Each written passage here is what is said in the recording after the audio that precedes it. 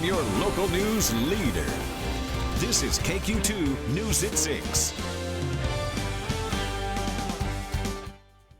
Thanks for joining us this evening. I'm Mary Grace Rice. The Cameron Police Department is seeking the public's help locating a missing person. The department saying in a social media post on October 3rd, 2023, there is a missing man from the North Kansas City area who may have ties in the Cameron, Missouri area near Turney.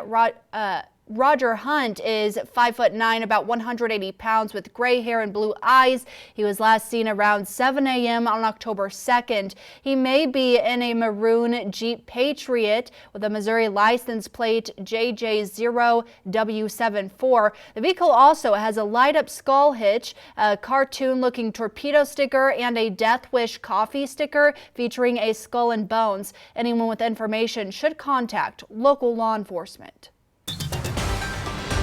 Let's head over now to KQ2's Alan Van Zandt with a first look at our forecast. Alan. Good evening, Mary Grace. A cold front moved through overnight as promised and left us much more near normal as far as highs. You can see mid to upper 70s across the region. 77 the high in Jeff City, 75 down in Joplin, Kansas City and St. Joseph both at 77. And you can see what's left of that cold front still moving on to the east and south. Still some showers from St. Louis down into northern Arkansas and trailing back into Oklahoma. There's a low pressure system anchoring this cold front down in west central Texas. Behind it, lighter north breezes for us, cooler weather, and we should enjoy a beautiful night tonight. 75 right now, cooling off into the 60s, into the 50s overnight, and then tomorrow should be real nice again as well, but breezy and another cold shot of air on the way that we'll talk about in your full forecast in a little bit. Mary Grace. Thanks, Alan. This week is Mental Health Awareness Week, a time to raise awareness to those struggling with mental illness. With the rise of depression and anxiety among adolescents and adults, it's important to take steps to make sure your mental health is where it needs to be. The Family Guidance Center in St. Joseph is offering advice to those who may be struggling with symptoms of depression and anxiety, as well as tips on how to live a happier life. Family Guidance also advises parents to be mindful of childhood mental health issues and to always monitor a child's social media behavior. Not giving your children access to social media. So social media, all forms of social media, Facebook, TikTok, Instagram, all of those things have implications for youth that are pretty dangerous. Kids get on there and get bullied pretty mercilessly because there's not the safeguards that existed, back when I was in high school. If I was bullied, I could go home and home was a safe place because the bullies were at school. Well, if your child has social media and they're being bullied on social media, when they go home, that goes with them, and that can be around the clock for them. Adults should also avoid depressants such as nicotine and alcohol, try to avoid blue screens at night, and eat healthy diets for their own health. For more information and family guidance resources, visit fgcnow.org. Governor Mike Parson announced on Monday a new school safety grant allowing a total of 566 school districts to receive grant funds for a school safety program. Superintendent Jay Albright of Mid-Buchanan School District gave feedback on how the new school safety grant will have a positive impact on students by providing a safe learning environment. Well, students and staff alike, the more secure and safe that everybody feels here at school, the more focused we can be on the learning process, and that's the key to this. And as we all know, we live in a day and age where you just never know, and we've got to take precautions the best we can. And so these dollars help create those extra layers of security that we all appreciate. The School Safety Grant Program aims to support school safety improvements, including physical security upgrades and technology. Governor Mike Parson approved an additional $50 million to expand the School Safety Grant Program into the 2024 fiscal year. For more information about the School Safety Grant, you can visit our website, KQ2.com. The White House announcing additional aid for student debt relief. The move comes after a continued effort by the Biden administration to keep its promises to voters that the president made during his election. KQ2's Alexis Cooner joins us live in studio with more. Biden said that today, thanks to the reforms, more than 700,000 borrowers have had their debts forgiven, including an additional 125,000 Americans with today's news. The latest debt relief approves $9 billion in debt relief through the U.S. Department of Education and changes made to the income-driven repayment and public service loan forgiveness plans. The relief also helps borrowers who have a total of or permanent disability. The President and I vowed to fix our broken student loan program because while college degree is still the ticket to a better life, that ticket has become excessively expensive. Americans who are saddled with unsustainable debt in exchange for a college degree has become the norm. By the time I took office, that program had been in place for nearly 15 years. And for people getting ready to repay their student loans for the first time in years, it can be a lot to figure out. But local experts say there are ways to balance out what you can do to start remaking those payments. I think it could cause stress. The thing that they need to definitely keep in mind is that there are other repayment options.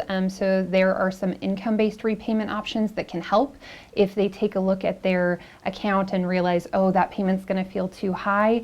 They can fill out some paperwork to allow the IRS to share their information with their loan servicer, and that could dramatically reduce the amount that they're paying each month. Altogether, the measures taken by the Biden administration has resulted in $127 billion in debt relief for almost 3.6 million borrowers. Reporting live in studio, Alexis Kuhnert, KQ2 News. Thanks, Alexis. Coming up on KQ2 News at 6, healthcare workers across the country are on strike. Why thousands walked off the job today and the impact of that strike coming up. And you can see the almanac there, 77 the high today. That's after one cold front's passed through. We've got another one that's headed our way as well. We'll talk about that in just a little bit.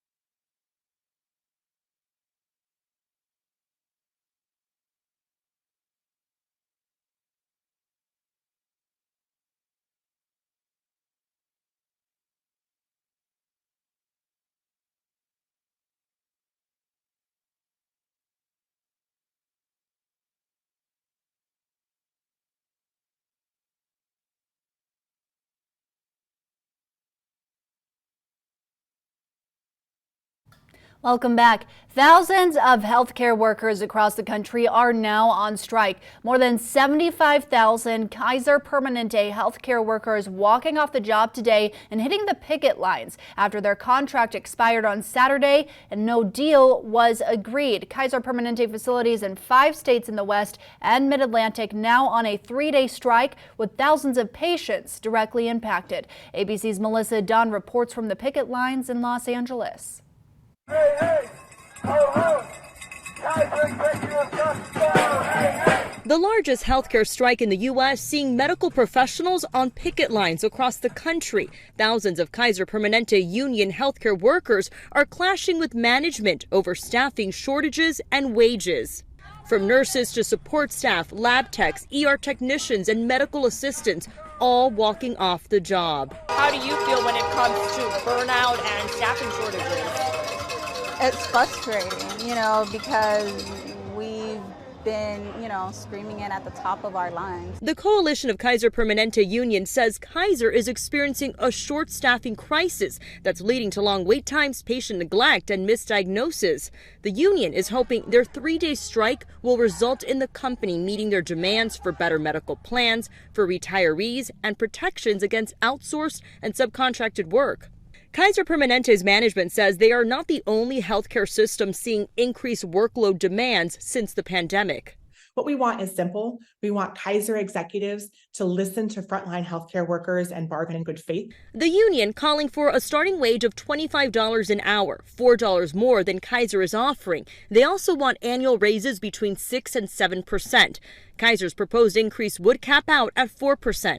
Kaiser says negotiations are ongoing, calling the strike not justified, adding that their goal is to reach a fair and equitable agreement that strengthens Kaiser Permanente as a best place to work. Kaiser says through its 3-day strike, all their hospitals and emergency departments will remain open and that they've backfilled with contract workers, those striking employees. Melissa Dunn, ABC News, Los Angeles. Here's the live look outside. Alan has your full forecast after a break. First, your almanac. KQ2 News at 6. We'll be right back.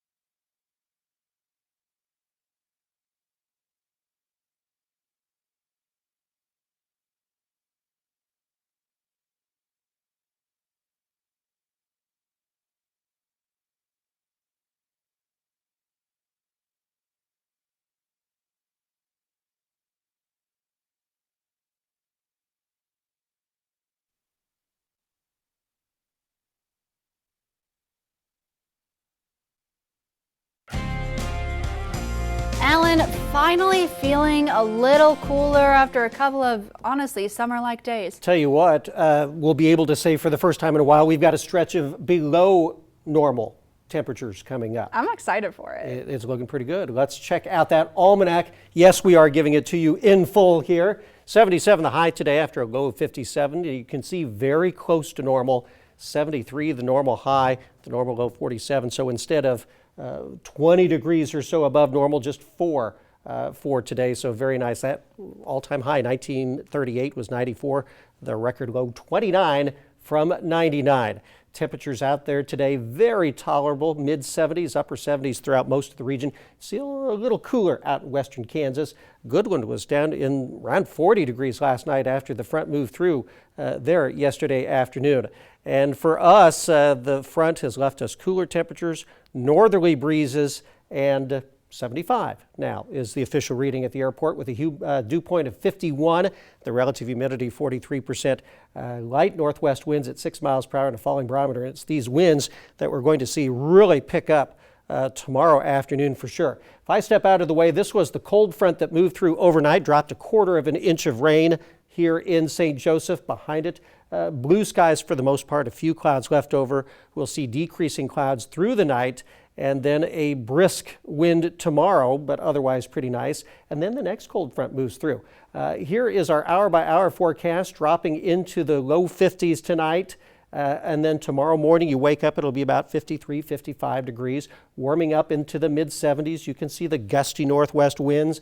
And then as we come into Friday morning, our next cold front's going to come through, and slight chance of showers then, but 100% chance of much cooler temperatures for us. We're going to struggle to get into the upper 50s by Friday afternoon. So here we go. Tonight, 53 degrees, decreasing clouds, light north winds that are going to pick up tomorrow. Maybe a little bit of fog in the morning, but it will burn off, giving us sunshine and 76 by afternoon. And then, as we mentioned, that front moving in on Friday, a slight chance of showers, dropping down to 37 degrees on Friday night into Saturday morning, but a pretty pleasant Saturday and Sunday. And then we'll start warming up again, getting up toward the 80s, Mary Grace, 83 next Wednesday again. It's a bit of a roller coaster, Alan. Thank you. Still ahead on KQ2 News at 6. Krug Park getting a bit of a makeover this month. We'll take a look at the plans for Creepy Krug after a break.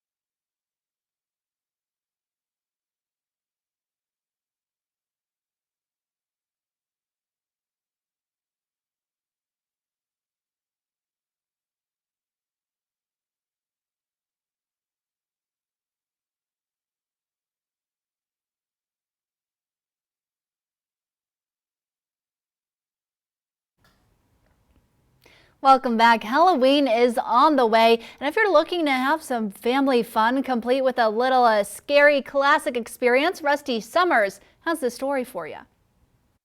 Creepy Krug used to be a tradition here at Krug Park. One local is bringing it back to life. Here's your details.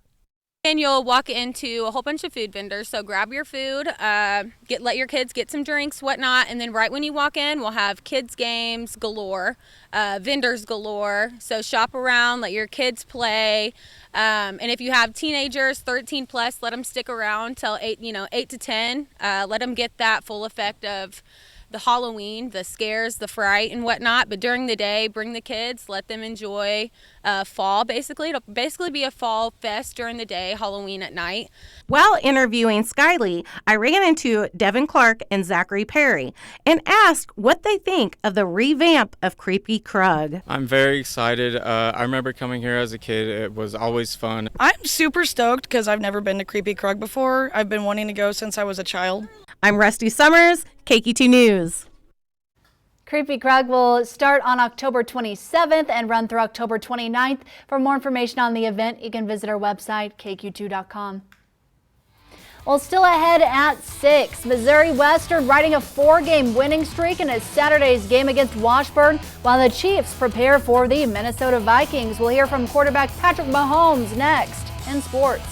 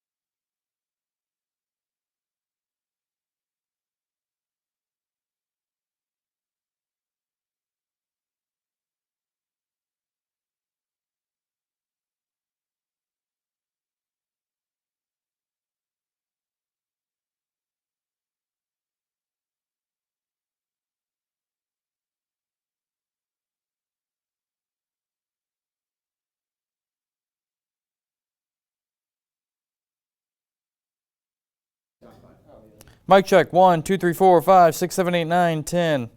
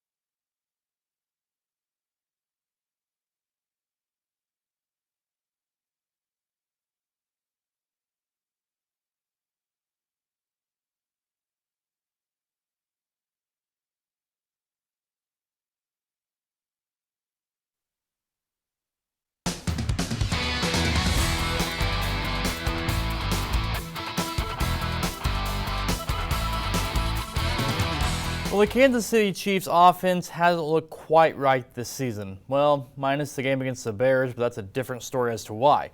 Kansas City's offense started off well against the Jets last Sunday, but ran into some problems. Patrick Mahomes and the Chiefs offense putting up 17 points rather quickly, but after that, just 6 points the rest of the way. And Mahomes not having a great game either, he admitted as much. Teams throwing different looks at him and the receiving core, some zone, but the Jets throwing man defense at the league MVP too. I didn't play very well. It happens. Two of the interceptions just underthrew by 5 to 10 yards. and missed some opportunities throughout the game. And so I just got to put us in better positions and making better decisions so that the guys can go out there and work for me and make plays down the field. You got to win versus man. That's what you have to do. And we did a decent job on that against the Jets. So I think with the young guys, I'll just keep getting better at that as we go. Jess did a nice job of blending things, and so does Brian. I mean, he's going to give you a variety of looks. The Chiefs going up to Minnesota this weekend to face the Vikings on Sunday afternoon. Don't let the 1-3 start fool you about the Vikings. Kirk Cousins has some weapons on that offense, including Justin Jefferson and Jordan Addison. Kickoff set for 3:25. In college football Saturday, the Griffins riding a 4-game winning streak, heading down to Topeka to take on the Washburn Ichabod at 3 o'clock. Up in Maryville, the Bearcats off to a slow start this season, just 2-3 on the year, welcoming in Central Oklahoma. And like every Wednesday at 6 o'clock, we finish off the sportscast with the newest edition of Minute with Mitch. This Minute with Mitch is brought to you by High Hope Bar and Grill and the St. Joseph Convention and Visitors Bureau.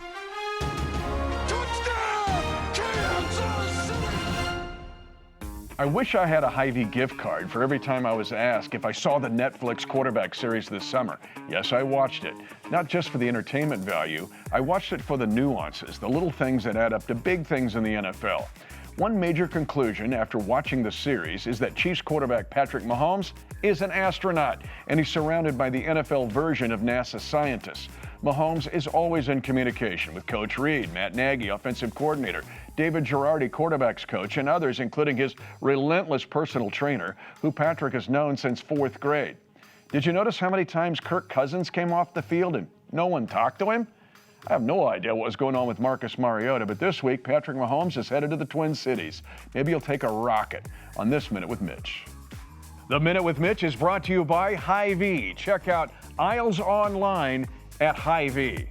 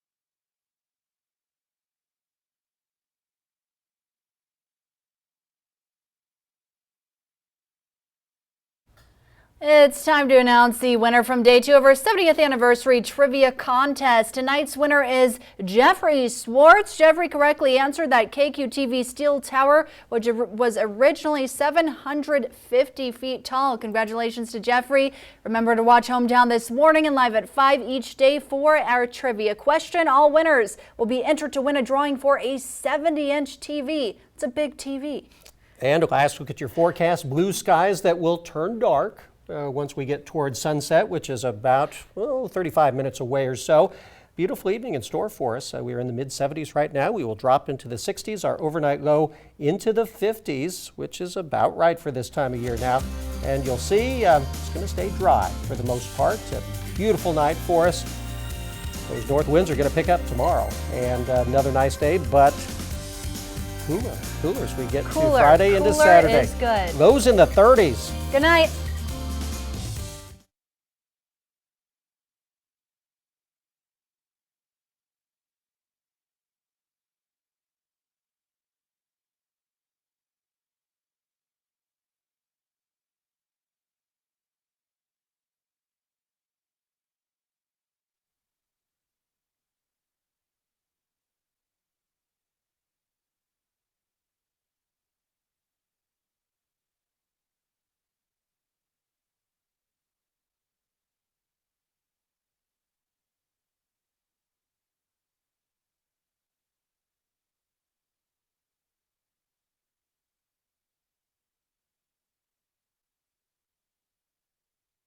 Eisenhower was sworn in as thousands crowded in front of the Capitol this morning. A ceasefire in Korea is now in effect, ending the Korean War. Military leaders. Good afternoon, ladies and gentlemen, and welcome to the first telecast from KFEQ TV in St. Joseph.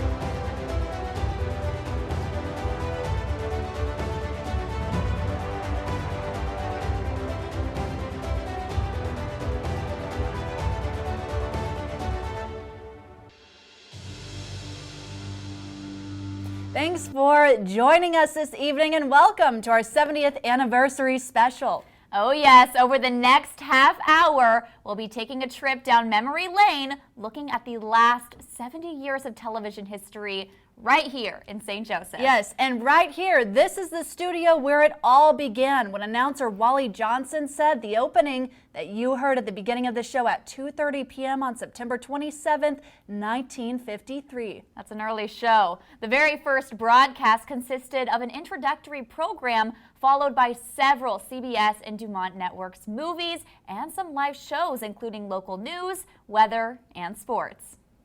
In 1953, viewers in the Midland Empire got their first glimpse of broadcast television coming from right here in St. Joseph, Missouri. KFEQ began as an affiliate of the CBS network, broadcasting a number of live local programs. In its infancy, KFEQ played host to popular shows such as Let's Dance, Wally's Birthday Studio, and The Pony Express Show. And let's find out who we have here in the barbershop quartet jacket and the great big bow tie. What's your name? David Griffin. And of course, one of the station's most successful shows in its Eisenhower was sworn in as thousands crowded in front of the Capitol this morning. A ceasefire in Korea is now in effect, ending the Korean War. Military leaders. Good afternoon, ladies and gentlemen, and welcome to the first telecast from KFEQ TV in St. Joseph.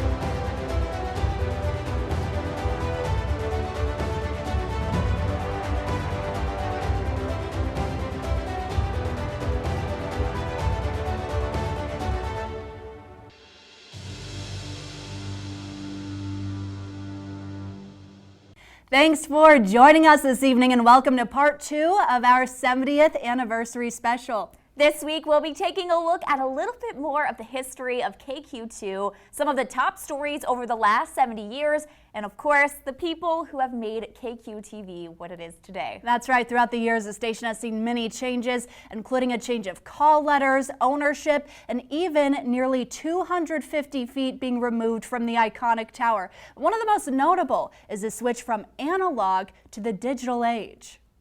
7 decades on air. That's how long KQ-TV has been a mainstay here in St. Joseph. And through those years, there's been a number of changes to the station. Blue screen technology was reasonably new back then, and it had challenges. The other challenge was we very rarely were able to do videotape production in the station. They had such a limited amount of equipment back in the back room that any videotape we did had to be fit in between local commercials to network broadcasting, because the equipment for local production was the exact same that they had to use on the air at the time. So it was a challenge. But in June of 2009, a new era of television history came to St. Joseph. As he shut off the analog in one room, I was turning on the digital in the second room. So we terminated all of our analog and began broadcasting in digital within a matter of a second or two. With that new era came a new series of challenges. Things kind of got complicated, and we discovered one of our contractors had run over our coax line, which was outside going up the tower. And so the new transmitter immediately tripped off because it said something was wrong. And it took us about an hour to find and repair the breach. We had been analog since the late 40s when television kind of got a foothold in America. But the transition to digital was not particularly smooth. The digital age at KQ-TV also witnessed 250 feet being cut off the station's tower in order to put in a digital transmitter. They decided to shorten the tower. I gave it my best argument against that, but we took 250 feet off the top and made the flat platform with the 60-foot antenna on top of that, which is the way it looks now. But it was a landmark. It still is. That whole process was just something that everybody in the whole city could see, in the whole area, and everybody kind of watched it progress over the years. And because that tower was such a piece of the station's history, it was really cool to be a part of that and see that whole transition and just see how really the industry was evolving and see that change happening. KQ-TV has been on the air for 70 years, and KQ2's chief meteorologist, Mike Brasciano, has been here for more than half of that time. Normally, Mike would stand right here in the Weather Center to bring you the latest forecast and, of course, the almanac. But today we hear from Mike on one of the major weather stories that happened here in the station's 7-decade history, the flood of '93. Let's talk about the flood of '93. Okay. I don't know anything about it. Okay, so the flood of '93, it was kind of an interesting setup. I remember I was coming back in from Nebraska, and it had rained so much that the Missouri River was flooding over. And at that time, the water plant was down by the river. And I remember our news director, Drew Hadwell, at the time, he called me up and he said, "Man, you better fill up your bathtubs with water right now because the water's going off." And I was like, "What?" And he said, "Yep, the water's gonna be shut off." And lo and behold, 2 hours later, the water was shut off. We didn't have any water here, and the flood was at record heights. And all along the Missouri River, over on the Kansas side, over by Elwood, there were problems over there with how they were going to be able to keep the water in. And it was just something else to kind of see that driving over 36 highway over the bridge and to see, unfortunately, Elwood was underwater from all the breaks, along the river.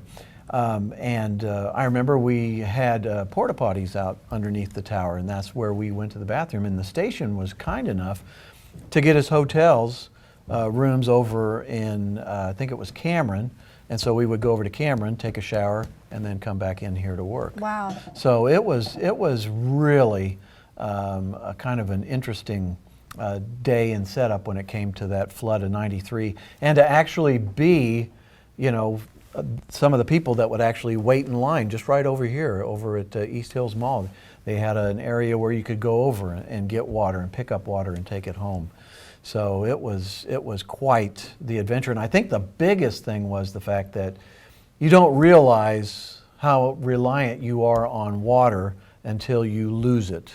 And then you're just kind of going, okay, how are we going to do this? That had to have been a scary time. I imagine Yeah. a lot of people at that time were looking at KQ2, were looking to Yes. Mike Graciano for this critical information. And we would have people that would go out and cover the story, and you know, at night we would always be keeping very close watch on what the river level was. Everybody wanted to know what the river level was, when it was going to go down, and how that was all taking place. And so yeah, we were watched a lot back there in '93. How long did it take to go down? You know, I don't remember exactly how long Yeah. it took, but I do remember the first time that we were able to have water back. You know, you turned on the water and it was brown first. It came out because there was some dirt, but then it all kind of cleaned out a little bit. But everybody pulled together during that time of the '93 flood, and that was really pretty cool too, to see everybody the do community that. come Yeah, together, the community stay came strong together, and everybody here at the station came together, and there was no,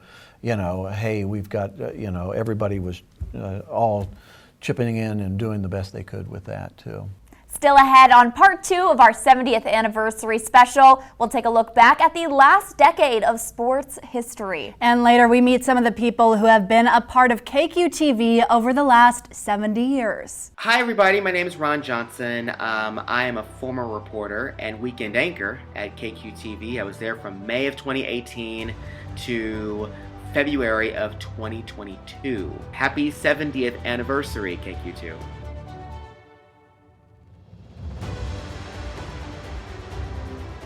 Welcome back to part 2 of our 70th anniversary special. So far you've seen the station making the switch from analog to digital and heard Mike's recounting of the major flooding in 1993. Well, now we move on to the world of sports, if you can't tell by the set. And so much has happened here in the last 70 years. As we saw last week when the studio would be changed into a full-blown wrestling ring. But tonight, KQ2 Sports Director Chris Rausch brings us the last decade of KQ2 sports. As we go back through time, there's a lot of history to discuss at KQ2. We've talked already about Big 2 Wrestling and the mega hit it truly was. So let's take a look at the last 10 years of local and area sports that's happened since our 60th anniversary.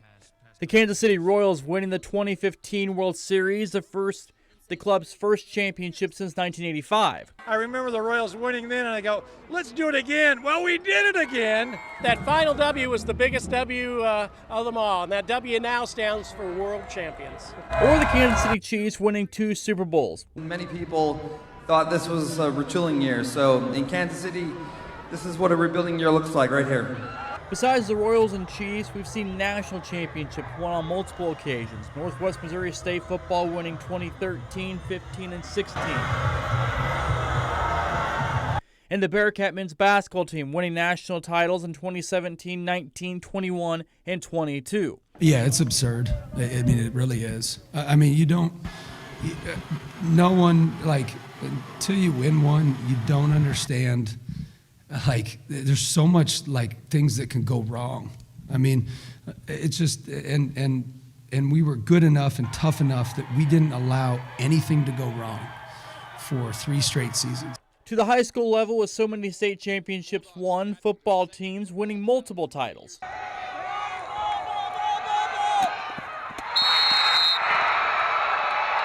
Basketball, historic runs too. It's unbelievable. I mean, we really never had a goal to win state at the start of the year.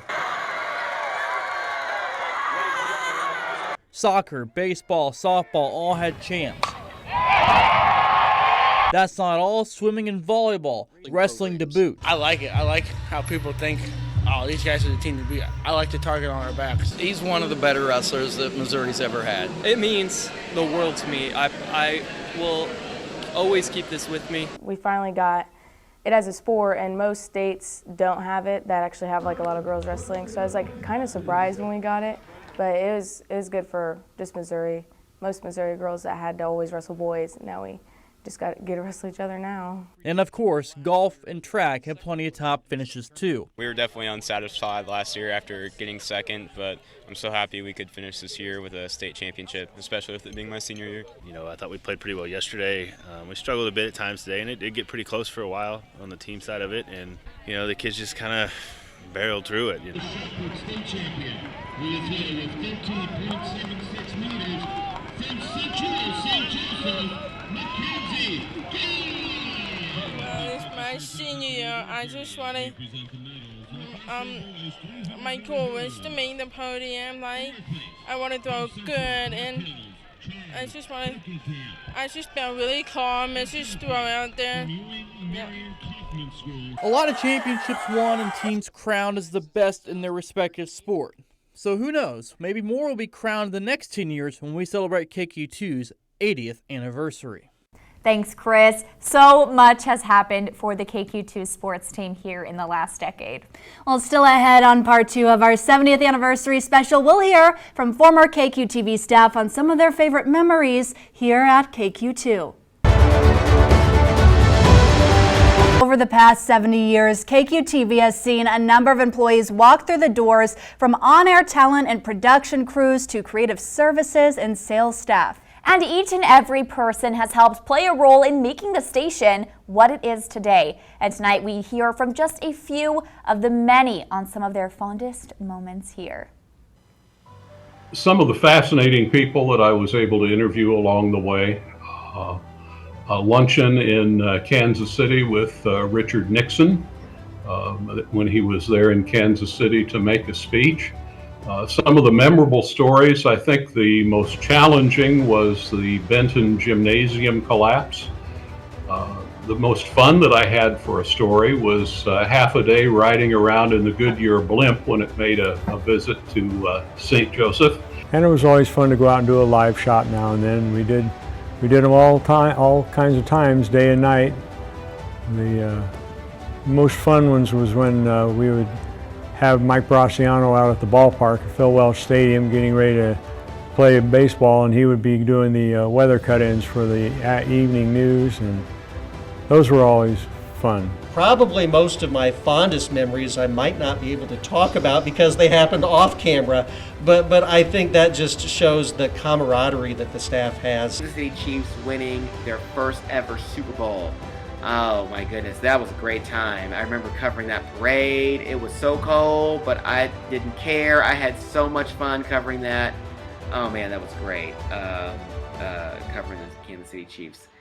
And then, of course, the number one story that I covered at KQ2 definitely was the pandemic and COVID-19 and its impact on St. Joe and really the rest of the planet, right? There's one that stands out was TJ Bacon with the Mustangs receiving a new wheelchair. He's such a good guy, and it was such a great story to film. And some moments just covering all of the athletes and programs here that went to state championship tournaments, state title games, all of that. It's something I couldn't have drawn up because it was so memorable, and I appreciated all the teams. It was just kind of fun to go to work and be in your low to mid-20s and be working in a newsroom with other people in the low to mid-20s that are kind of figuring out life at that time. But then we also had certain staples around, like Andy, the executive producer, and Bridget, news director, and Alan anchoring, and Mike down in the weather center. That were also people that you could kind of look up to, but then learn a lot from as you... Doing sports related stuff, we had some donkey basketball that a group of our staff went out to like Union Star or someplace in their gym, and we played against their faculty, the teachers, and here, you know, we were all wearing our KQ-TV donkey ball uniforms, whatever. And we had some sand volleyball that we did together. We had some benefit softball games that we did for, I think, Muscular Dystrophy Association, playing different people, you know, civic leaders and stuff like that. So it's a great opportunity, not only interacting with these people here, but people in the community as well. Doing the brainstorming, I got to interact with a lot of younger viewers, which I think is an experience that not a lot of people get to have. So I will always carry that with me as I'm moving through my life. and also going to the animal shelter. I have a lot of memorable stories. It was really hard for me not to adopt all the pets, but they all did really make a lasting impact on me. And that's something that I'll always cherish and remember. Up next on part 2 of the 70th anniversary special, we'll take a look at what has made KQ2 special over the last 70 years, the people. Stay with us. Well, happy 70th anniversary, KQ-TV. It's been great being here for a large part of that, some 30-odd years. I've met some great people, made some great friends here at KQ-TV, and I know that it's going to continue to be a great place to work, and it is a great station. So once again, congratulations on that 70th anniversary, and I'll probably stick around for a few more years.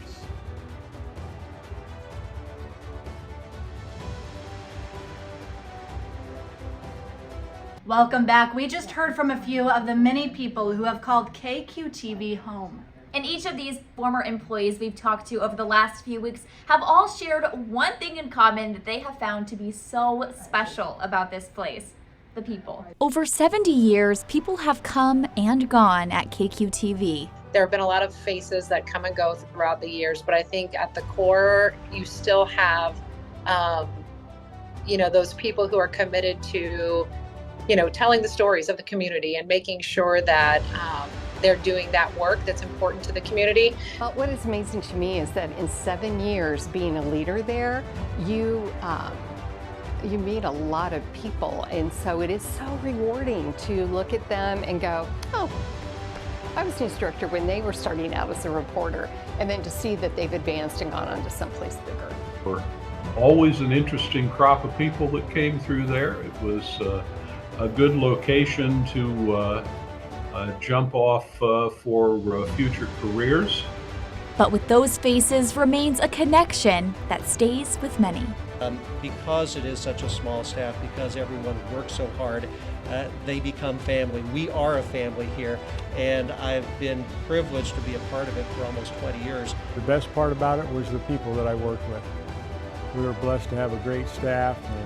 It was just getting to know my coworkers, getting to anchor with so many different people, getting to know them on that level. That it is not an accident that KQ2 has been around for 70 years. That is a testament to how enduring the station is, how much it cares for the community of St. Joe and Northwest Missouri and Northeast Kansas, and it's a great thing that we were able to be a part of, and I'm grateful, like I said, to have worked there for the time that I did. I was there a year, but I felt like it was just, those months really shaped me to go on to another station actually within our company, and it like readied me for everything. Everything I know now, I truly can trace back to the things that I learned in St. Joe. I really do hope that people in St. Joe realize how lucky they are to have a local station. There are so many towns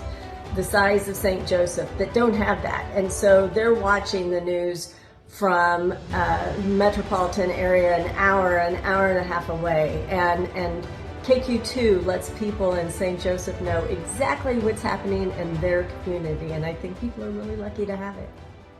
Mary Grace, I've got to agree with everyone. The people are definitely what make this place so special. I agree. It definitely still holds true to this day. Stay with us. We'll be right back with the 70th anniversary special.